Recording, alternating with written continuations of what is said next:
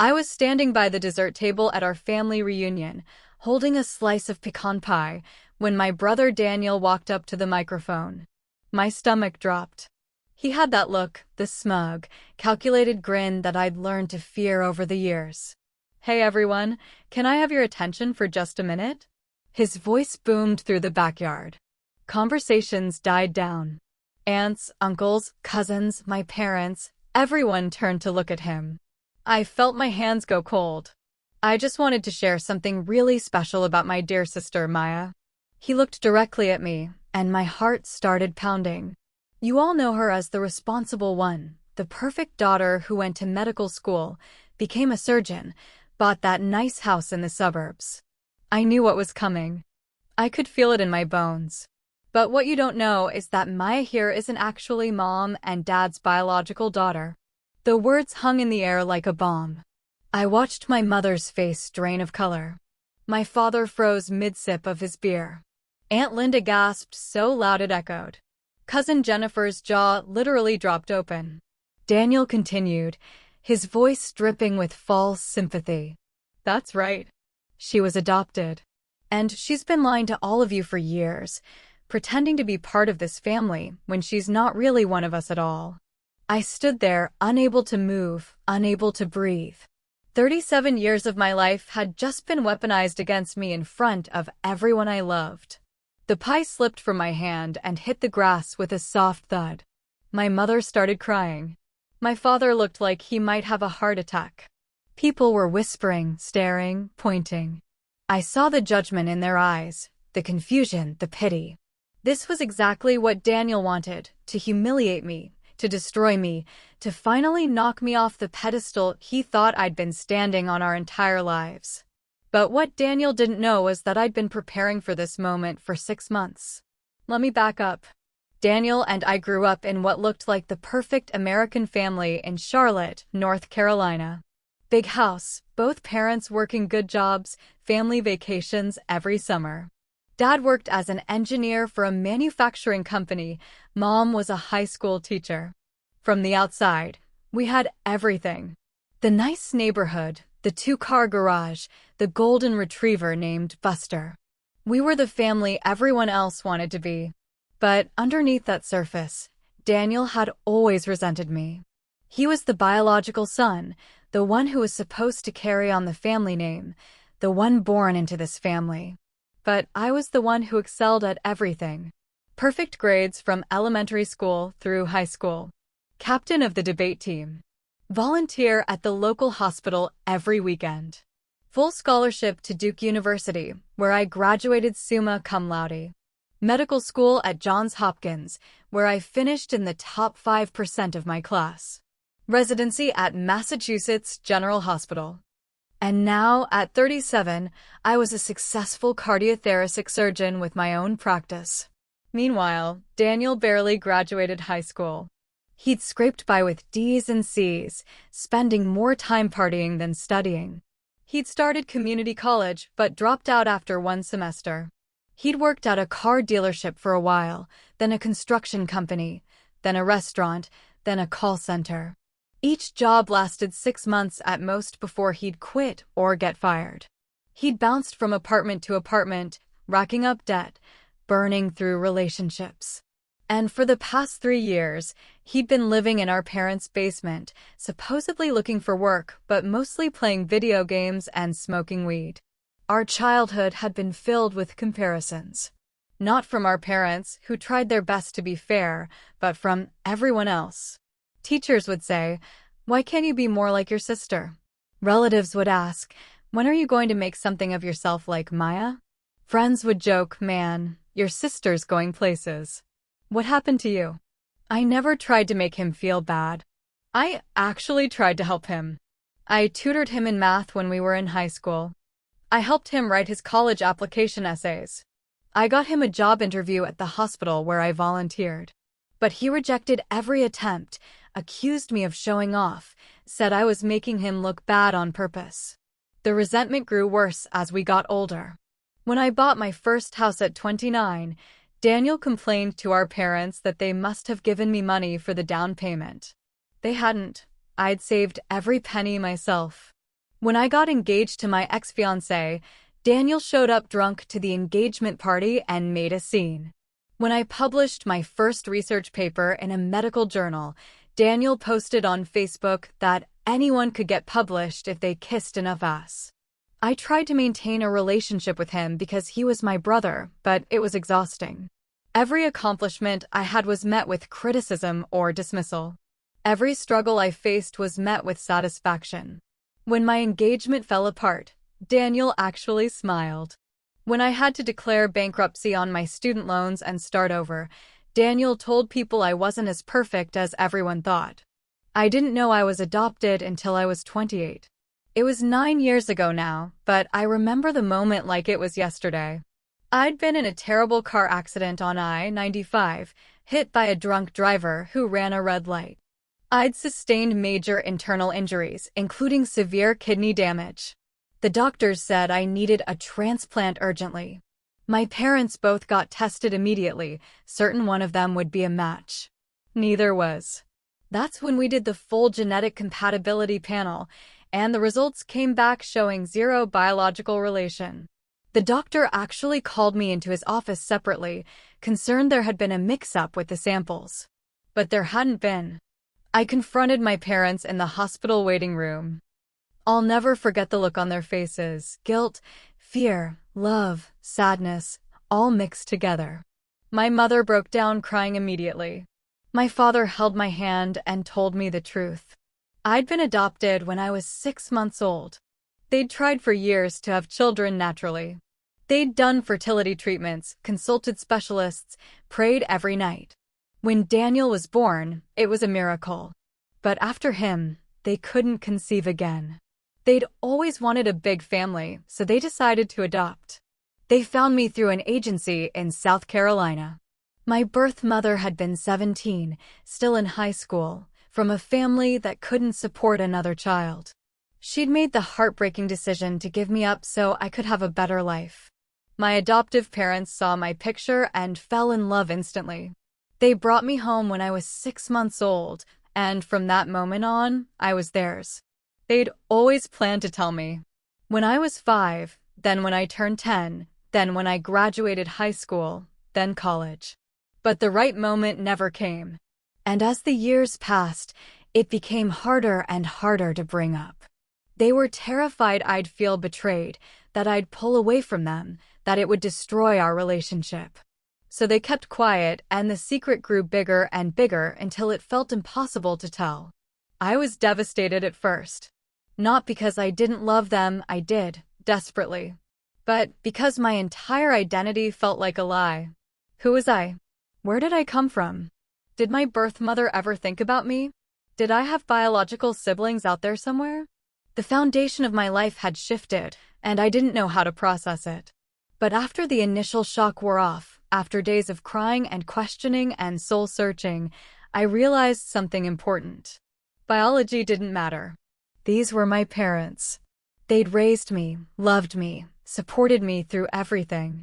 They'd sat through every dance recital, every parent-teacher conference, every science fair. They'd paid for my education, cheered at my graduation, held me when my engagement ended. They were more real to me than any DNA test could ever show. I told them I understood why they'd waited. I told them I loved them and nothing had changed. We hugged and cried together in that hospital room, and I meant every word. They were my parents. I was their daughter. That was the truth that mattered. I'd asked them to keep it private. I didn't want extended family knowing, didn't want it becoming the topic of conversation at every gathering. It was personal, sacred, something just between us. They agreed immediately. Only the 3 of us knew. Except somehow, Daniel had found out. 6 months before the reunion, I came home to visit for Mom's birthday. I'd driven down from Boston, where I was living at the time, brought presents and flowers, planning to spend the weekend. I went upstairs to my old bedroom to drop off my bag, and that's when I found him. Daniel was in my closet, going through boxes of my old things that I'd stored there. Photo albums, yearbooks, awards, mementos. And in his hands, he was holding a manila envelope with official-looking documents inside. My adoption papers. Well, he'd said, looking up at me with this sick smile spreading across his face. This explains everything. My heart stopped. Put those back, Daniel. You're not even really one of us. He laughed, a cruel, hollow sound that made my skin crawl. And here everyone thinks you're so perfect. Wait until they find out the golden child is just some random kid mom and dad bought. It's not like that. And those are private. You had no right. I had every right. This is my family. My house. You're the outsider here. He waved the papers at me. Does everyone know? Do the aunts and uncles know that precious Maya isn't actually a real part of this family? I tried to grab the papers from him, but he held them away, standing up and backing toward the door. Give those back right now. Or what? You'll tell Mom and Dad I found your dirty little secret. He laughed again. Don't worry, sis. Your secret's safe with me. For now. The threat in those last two words was crystal clear. He was going to use this against me. It was just a matter of when. I managed to get the papers back from him eventually, but the damage was done. He knew. And I knew he'd weaponize it eventually. Daniel had been spiraling for months, getting more desperate, more erratic. He'd asked our parents for money 3 times that year. The first time, they'd given him $2,000 to pay rent. The second time, they'd given him $1,500 for a car repair. The third time, they'd said no. They told him he needed to get a real job, needed to take responsibility for his life, needed to stop expecting handouts. He blamed me for that. He said I'd turned them against him, poisoned them against their own son. He started making comments at family dinners, little digs about how I was the favorite, how they loved me more, how I got everything while he got nothing. Our parents would try to shut it down, but it just made him angrier. I knew the adoption revelation was his nuclear option. When everything else failed, when he wanted to hurt me most, that's what he'd use. So I decided I needed to protect myself. I hired a private investigator named Marcus Chin. He was recommended by a colleague at the hospital who'd used him during a messy divorce.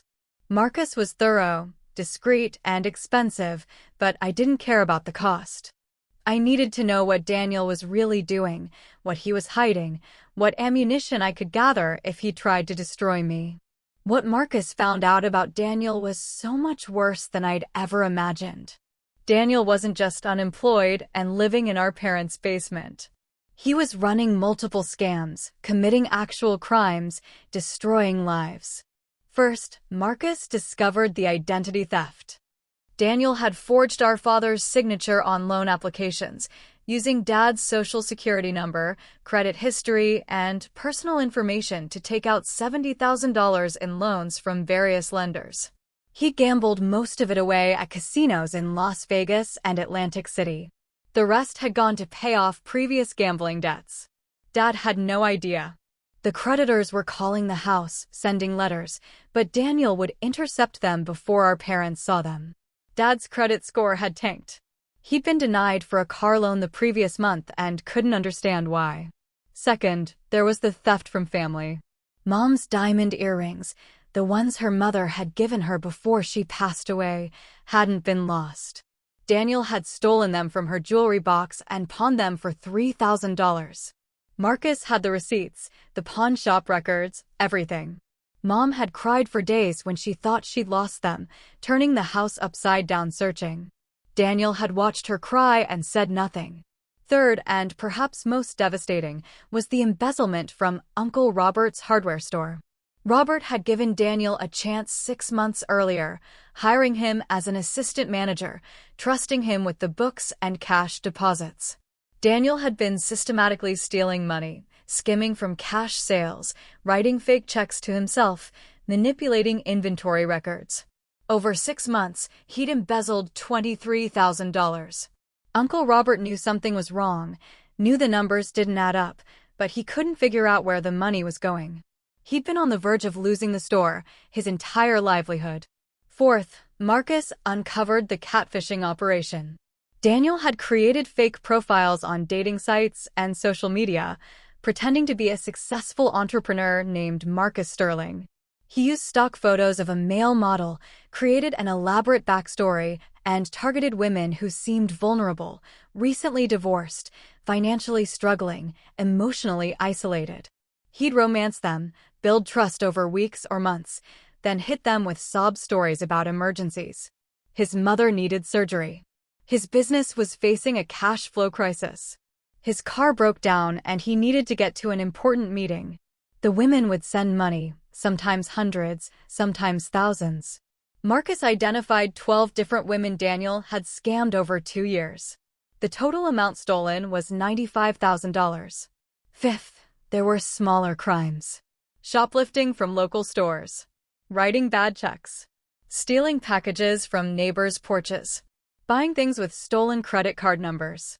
Daniel had become a full-time criminal, and nobody in the family had any idea.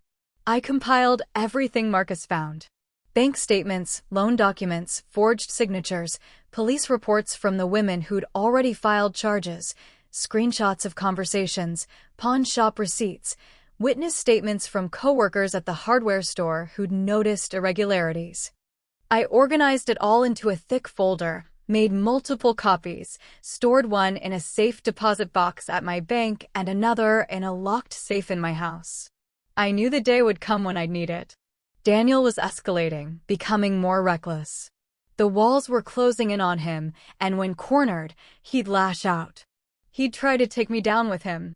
And here it was, the family reunion, the biggest gathering we had all year, with 60 people in attendance. Grandparents, aunts, uncles, cousins, family, friends, neighbors. The perfect stage for Daniel to destroy me in the most public, humiliating way possible. Except I was ready. After Daniel dropped his bomb about my adoption, the backyard erupted into chaos. People were shouting questions, my mother was sobbing, my father looked like he was about to have a stroke. Cousins were pulling out their phones, probably texting other family members who hadn't made it to the reunion. Aunt Linda was fanning herself like she might faint. Uncle Robert looked confused and hurt, glancing between me and my parents.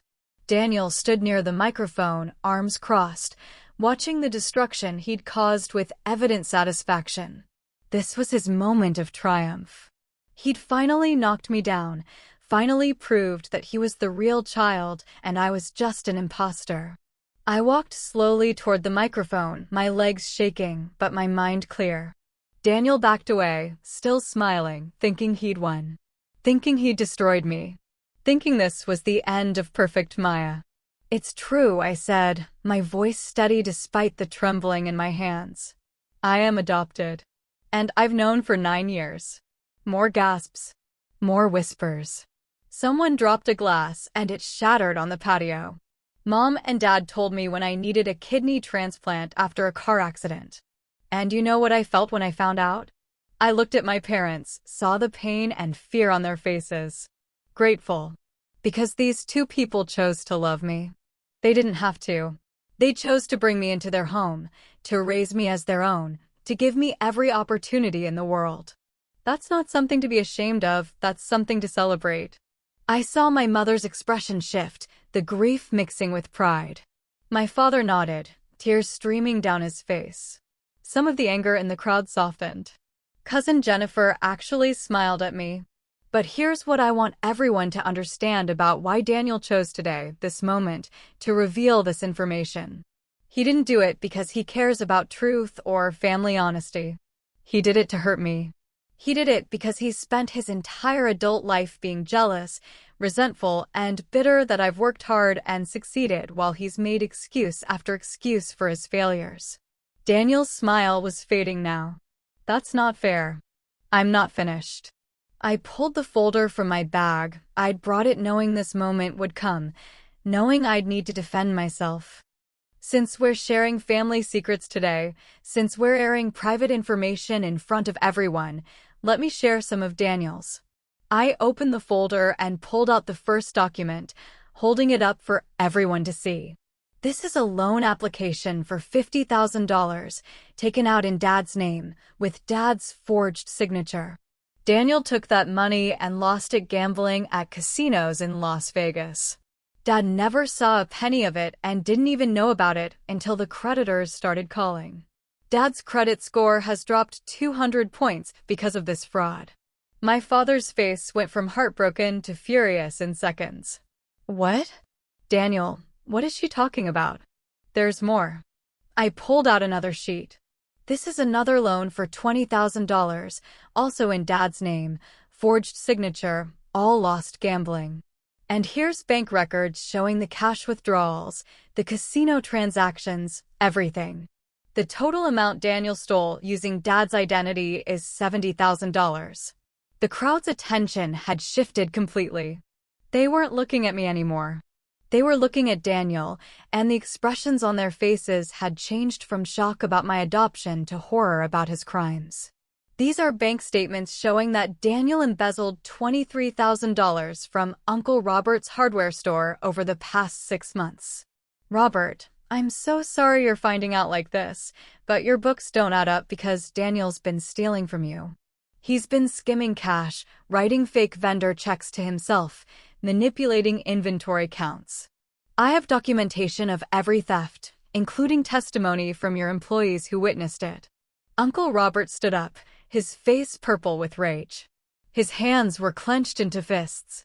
Daniel, is this true? Daniel's mouth opened and closed like a fish. No words came out.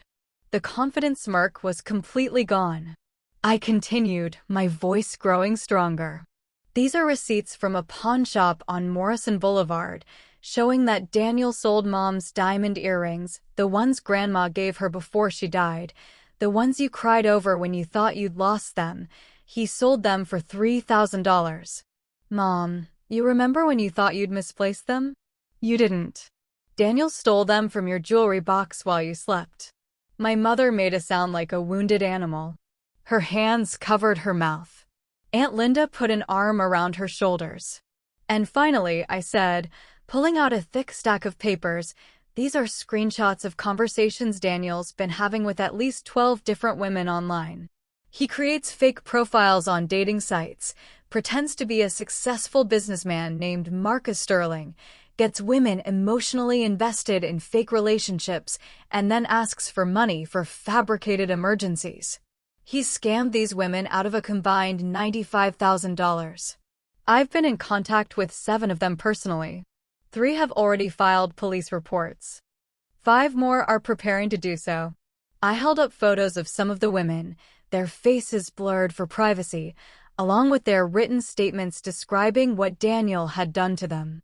One woman had sent him $8,000. Another had sent $15,000. One had nearly lost custody of her children because the money she sent Daniel had put her in debt she couldn't explain to her ex-husband. The backyard was absolutely silent. You could hear the wind rustling through the trees, a dog barking somewhere down the street, the sound of traffic on the main road half a mile away. Everyone was staring at Daniel now, and the looks on their faces weren't confusion or pity. They were disgust, betrayal, rage. Daniel's face had gone bright red, sweat beading on his forehead. You had no right to dig into my private life. You're violating my privacy. You had no right to expose mine, I shot back. But the difference is, I'm not ashamed of my story. I'm proud of who I am and where I came from. You, on the other hand, should be deeply ashamed. You're a thief. You're a liar. You're a con artist. You've stolen from your own parents, your own uncle, from vulnerable women who thought you cared about them.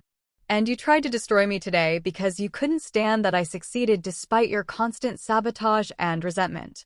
My father walked toward Daniel, and I'd never seen him look so cold, so controlled in his fury. Get out. Dad, I can explain. Get out of my house. Get out of this yard.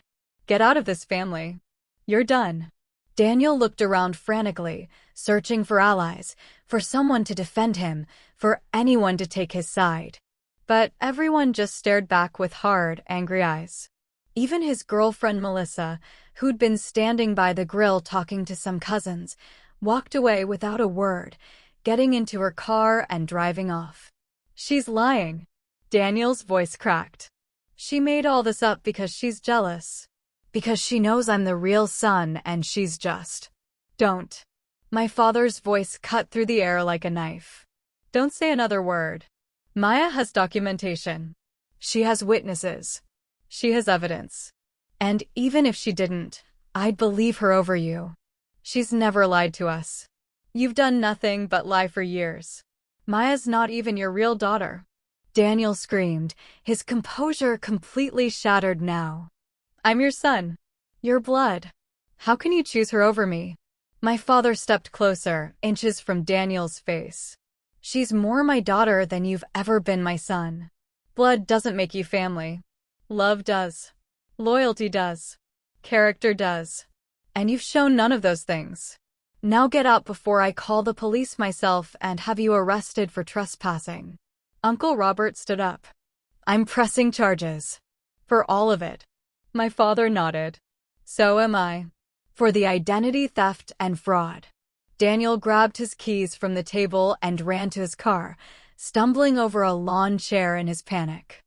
We all watched him peel out of the driveway, tires screeching, leaving black marks on the concrete.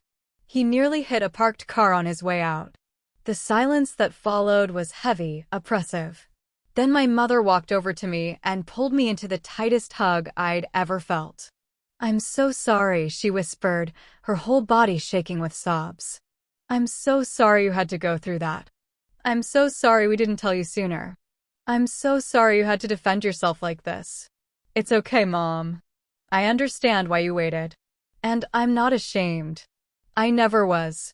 My father joined the hug, and soon we were surrounded by half the family, offering support and apologies for ever doubting me, for the momentary shock and judgment when Daniel first revealed the adoption.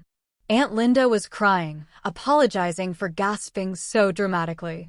Uncle Robert shook my hand and thanked me for exposing Daniel's theft, said I'd probably saved his business.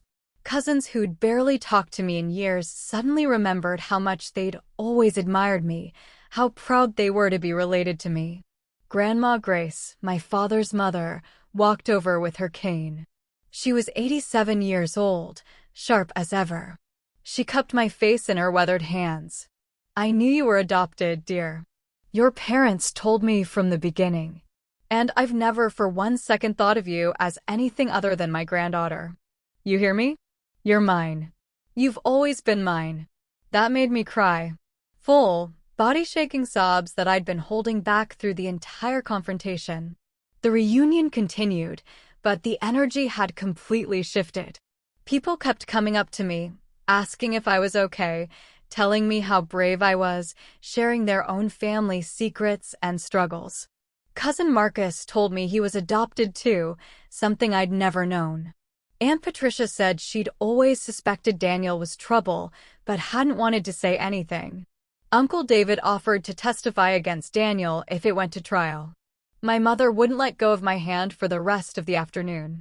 My father kept looking at me with this mix of pride and sadness, like he was seeing me clearly for the first time in years, understanding everything I'd been carrying alone. Later that evening, as the sun was setting and most people had left, I sat on the back porch with my parents. We didn't talk much at first, just watched the sky turn brilliant shades of orange and pink and purple. Finally, my father spoke. I need you to know something, Maya. When we adopted you, it wasn't because we couldn't have biological children. We had Daniel, and we could have tried for more. But we chose to adopt because we wanted to give a child a chance at a better life.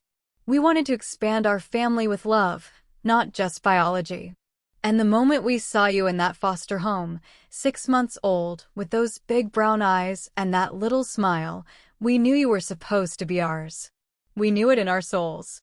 I felt tears welling up again. I never knew that part of the story. We've made so many mistakes, my mother added, her voice thick with emotion. We should have told you sooner. We should have handled Daniel's jealousy better when you were kids. We should have set firmer boundaries with him, made him face consequences for his behavior instead of enabling him. But please, please never doubt for a single second that you are our daughter in every way that matters. You're not our adopted daughter. You're our daughter. Period. I don't doubt it. I never have, not really.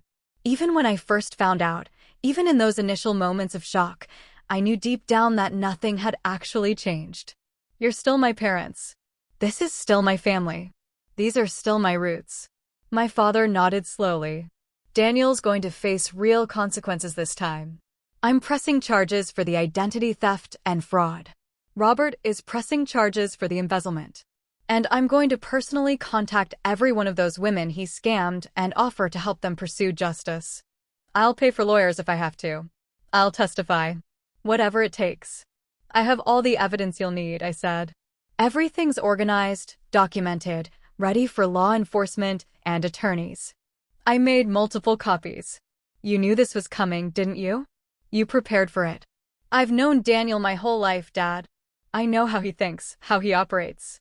I knew eventually he'd try to hurt me with the adoption secret. So I made sure I'd have protection, that I'd have the truth on my side. My mother squeezed my hand. You're stronger than I ever gave you credit for. Smarter too. I'm so proud of you.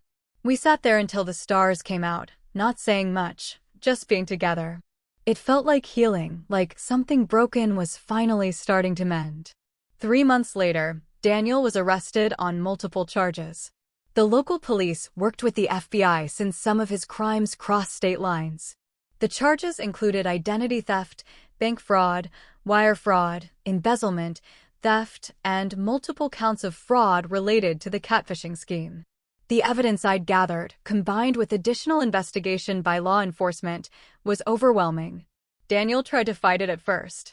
He hired a lawyer with money he borrowed from a friend, claimed I'd set him up, said the documents were fabricated. But the evidence was ironclad. Multiple witnesses, paper trails, digital footprints, testimony from victims, everything pointed to years of systematic theft and deception. His lawyer eventually advised him to plead guilty to avoid trial, where the full extent of his crimes would be laid out in public. Daniel took the plea deal. The judge sentenced him to 6 years in federal prison and ordered him to pay full restitution to everyone he'd stolen from, including our father, Uncle Robert, and all 12 women he'd scammed. My parents didn't visit him once during the trial. They'd finally accepted what I'd known for years: Daniel wasn't going to change. He wasn't the victim of circumstance or bad luck. He'd made choices, terrible choices, and now he had to face the consequences. The hardest part was watching my mother grieve. Even though Daniel had betrayed her, stolen from her, humiliated her in front of the entire family, he was still her son. She mourned the little boy he used to be, the potential he'd wasted, the relationship they'd never have. She kept photos of him as a child, couldn't bring herself to throw them away. My father handled it differently. He threw himself into work, rarely mentioned Daniel's name, acted like he'd never had a son at all. He focused on rebuilding his credit, paying off the fraudulent debts, moving forward. I think denial was his way of coping. As for me, I felt a strange sense of closure. Daniel had tried to destroy me with my own secret, but instead he destroyed himself. The family knew the truth now about both of us, about my adoption, and about his crimes. And they loved me anyway. In fact, I think they loved me more, appreciated me more, understood me better.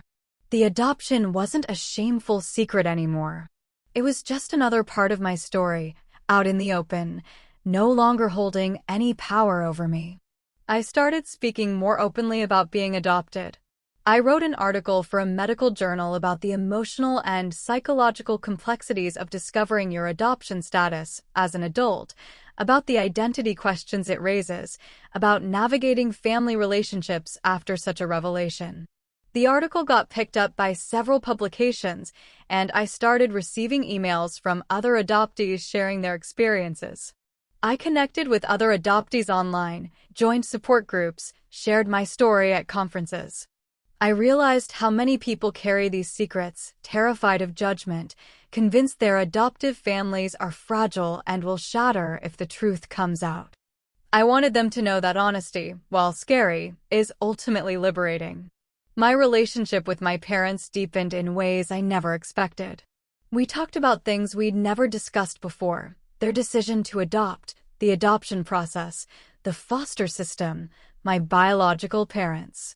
They didn't know much about my birth mother, just that she'd been 17, still in high school, from a family that couldn't support another child. She'd made the heartbreaking decision to give me up so I could have opportunities she couldn't provide. I thought about trying to find her, and my parents supported whatever decision I made. But ultimately I decided I didn't need to. I had a mother. I had a family. That was enough for me. Maybe one day I'd change my mind, but for now I was at peace with not knowing. Uncle Robert completely restructured his business finances after Daniel's theft. He hired a professional accountant, implemented new oversight systems, installed security cameras. He thanked me repeatedly for exposing the embezzlement before more damage was done. He said I'd probably saved his business, his livelihood, his family's future. Other family members who'd lent Daniel money over the years, smaller amounts, a few hundred here and there, came forward with their own stories of his manipulation and lies. Cousin David had lent him $500 for rent. Aunt Patricia had given him $800 for a supposed medical bill. Uncle James had co-signed a credit card that Daniel maxed out and never paid. It became clear that Daniel had been running cons on the family for over a decade, and everyone had just been too embarrassed or too loyal to say anything. The women Daniel had catfished started a support group online. I connected with several of them, helped them navigate the legal process, shared resources for recovery and healing. I even testified at Daniel's sentencing hearing about the pattern of predatory behavior, about how he'd systematically targeted vulnerable women. Hearing their stories was gut-wrenching. He told one woman named Sarah that he loved her, that he wanted to marry her, that he was just going through a rough patch financially. She'd sent him $12,000 over 8 months, money she'd saved for her daughter's college fund. Another woman, Jessica, had been going through a divorce and was emotionally fragile. Daniel had love-bombed her, made her feel special and wanted, then hit her up for money to save his dying mother. His mother, my mother, was perfectly healthy. These women weren't stupid or naive. They were smart, accomplished people who'd been manipulated by someone skilled at deception. Daniel had studied them, learned their vulnerabilities, exploited their kindness. It made me sick. But here's what I learned through all of this. Secrets only have power when you're afraid of them. Daniel spent months holding my adoption over my head like a weapon, but the moment I owned it, acknowledged it publicly, refused to be ashamed, it lost all its power. He had nothing left to hurt me with, and he destroyed himself in the process of trying. I also learned that family isn't defined by blood or DNA. It's defined by who shows up. It's about who stays when things get hard. It's about who chooses you every single day. My parents chose me 37 years ago when they brought me home from that foster agency. And they chose me again at that family reunion when Daniel tried to divide us, tried to make them question their decision, tried to convince them I was less than their real daughter. They chose me. The extended family chose me. My friends chose me. That's real. That's what matters. 1 year after the reunion, we had another family gathering at my parents' house. Daniel was in prison, and nobody even mentioned his name. It was like he'd been erased from our family history, which was sad in its own way, a tragedy of wasted potential, but also necessary. We couldn't heal while still making excuses for him, still hoping he'd change. I brought my girlfriend Sarah for the first time. We'd been dating for 8 months, and I was nervous about introducing her to the family. She was nervous too, worried they'd be judgmental about us being together, about me being gay. But they welcomed her with open arms immediately. My mother hugged her within 5 minutes of meeting her. My father asked her about her work as a special education teacher and actually listened, engaged, asked follow-up questions. Cousin Jennifer's kids loved her energy and enthusiasm. As we sat around the fire pit that night, roasting marshmallows and telling stories, I looked around at these people, my family, and felt overwhelming gratitude. Not just for them, but for how everything had unfolded. If Daniel hadn't tried to destroy me, I might have kept the adoption secret forever. I might have continued living in fear of exposure, shame, judgment. I might never have connected with other adoptees, never have written about my experience, never have helped others going through similar struggles. His attempt to hurt me had actually freed me. My mother caught my eye across the fire and smiled, the light dancing on her face. She mouthed, "I love you," and I mouthed it back. My father raised his beer in a small toast, just to me, and I raised my water bottle in return. Sarah squeezed my hand and whispered, "Your family is amazing." "Yeah," I said, meaning it with my whole heart. "They really are." Because here's the truth that Daniel never understood, the lesson he never learned: you can't destroy someone who knows their worth. You can't weaponize secrets against someone who refuses to be ashamed. You can't tear down someone who's built their life on genuine relationships, hard work, integrity, and love.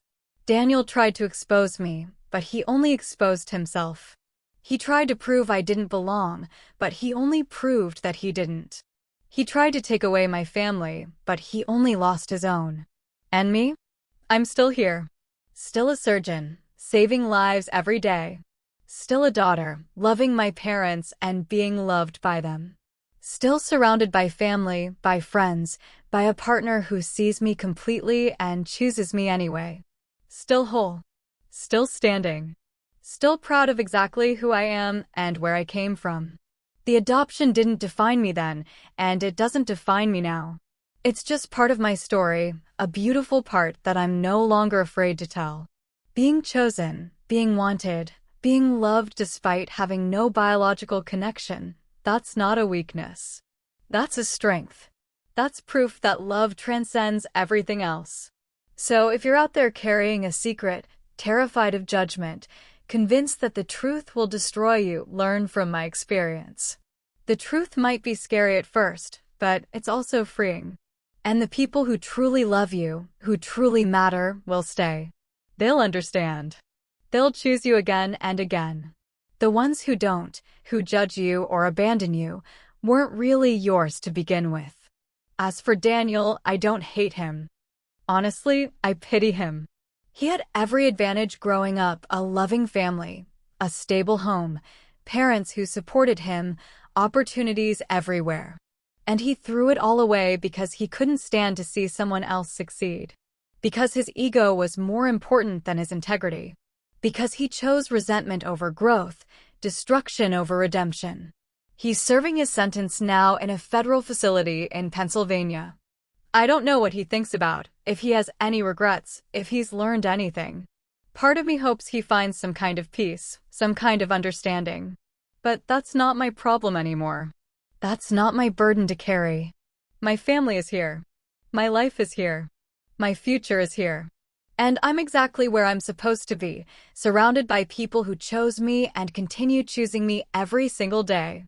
If this story resonated with you, or if you've experienced something similar: family betrayal, discovering difficult truths, having your secrets weaponized against you, I hope you'll share your thoughts.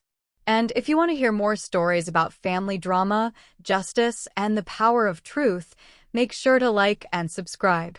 Sometimes the people who try hardest to break us only make us stronger. Remember that. Hold on to that. Let it carry you through whatever storms you're facing.